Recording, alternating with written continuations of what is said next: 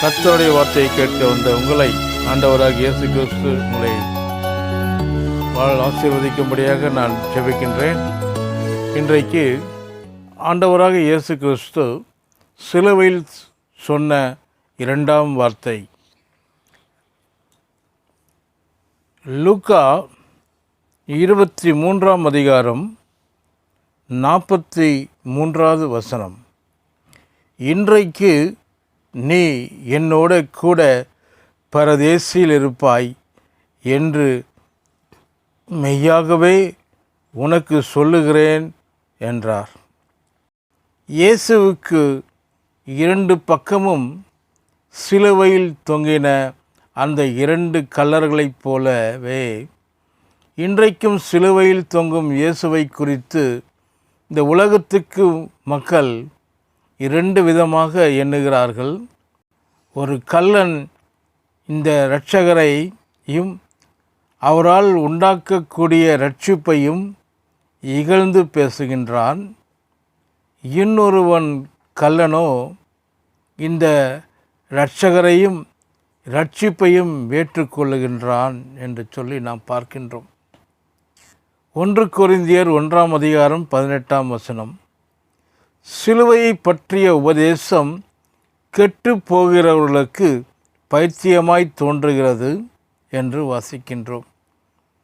இயேசுவை வெறுத்து இகழ்ந்த அந்த கல்லனைப் போலவே இன்றைக்கும் கெட்டு போகிறவர்களுக்கு இயேசுவின் சிலுவை பைத்தியமாய் தோன்றுகிறது. ஆனால் அடுத்த கல்லனுக்கோ ரட்சிக்கப்படுகிற நமக்கோ அது தேவ பலனாய் இருக்கின்றது.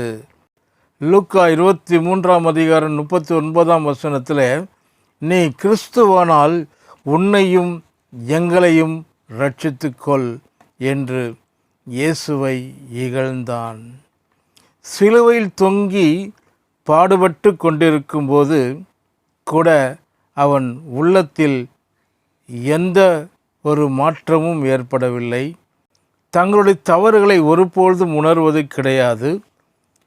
மரணத்தின் இறுதி நிமிடம் வரை தங்களுடைய இருதயத்தை கடினப்படுத்த கூடியவனாக அவர்கள் இருக்கின்றார்கள்.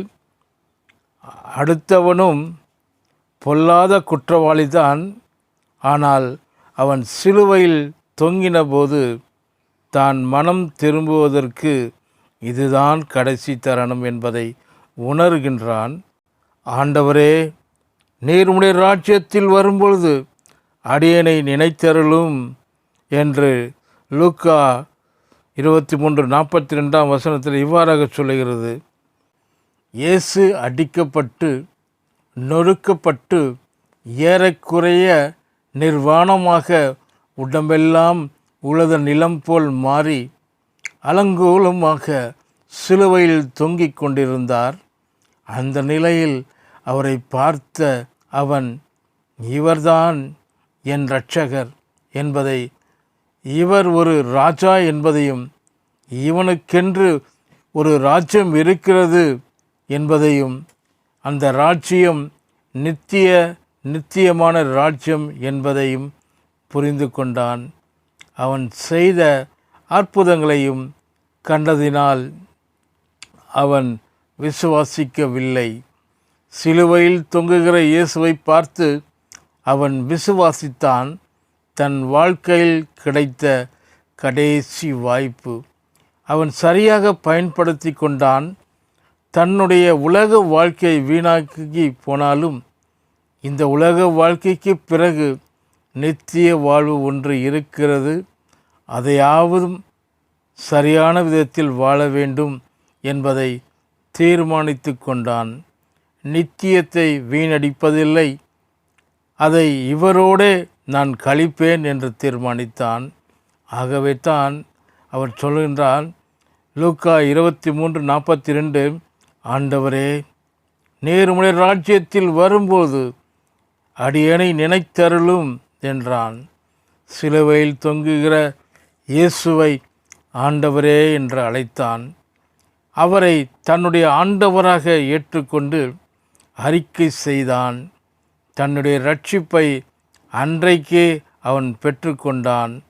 தேவனுடைய ராஜ்யத்திற்குள் பிரவேசித்து விட்டான். அவனுடைய கஷ்ட நேரத்திலும் சாகும் தருவாயிலும் அவனுக்கு இவ்வளவு பெரிய அறிவு வந்தது ஒரு வியப்பை அளிக்கின்றது. இந்த 2 கல்லர்களுக்கு இடையே உள்ள வித்தியாசத்தை பாருங்கள். ஒருவன் இயேசுவை ஏற்றுக்கொண்டான். இயேசு நித்திய ஜீவனை தருவார் என்று விசுவாசித்தான். உலக வாழ்க்கையை வீணாக்கி கொண்டாலும் தனது நித்தியத்தை ஆதாயப்படுத்தி கொண்டான். அடுத்தவனோ சாகும் தருவாயிலும் தன்னுடைய இருதயத்தை கடினப்படுத்தி கொண்டு இந்த உலக வாழ்க்கையை கெடுத்து கொண்டது மட்டுமல்லாமல் தன்னுடைய நித்தியத்தையும் கெடுத்து கொண்டான். இன்றைக்கு சிலுவையில் தொங்கும் இயேசுவை காணும் உலகம் இப்படி 2 விதமாக இருக்கின்றது. சிலர் இதை கண்டு கண்கள் திறக்கப்பட்டு இரட்சிப்புக்குள் பிரவேசிக்கிறார்கள். இன்னும் சிலர் தங்களுடைய இருதயத்தை கடினப்படுத்தி கொண்டு நித்திய ஜீவனை பெறும் சுலாக்கியத்தை நித்தியத்திற்கும் இழந்து போகிறார்கள்.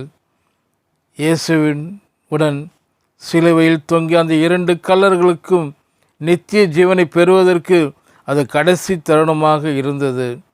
ஆனால் இன்றைக்கு அநேகருக்கு ஏராளமான தருணங்கள் கொடுக்கப்பட்ட இருக்கின்றன. மனம் திரும்பிய கல்லன் தனக்கு கிடைத்த வாய்ப்பை சரியாக பயன்படுத்தி கொண்டான். அவனுடைய உலக வாழ்க்கை கெட்டு சீரழிந்து போனாலும் நித்திய வாழ்வை சுதந்தரித்து கொண்டான்.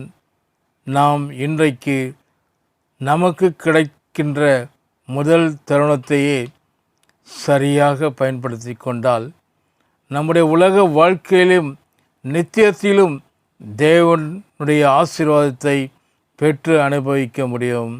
கர்த்தர் தாமே இந்த வார்த்தைகளை ஆசீர்வதிப்பாராக. ஆமென்.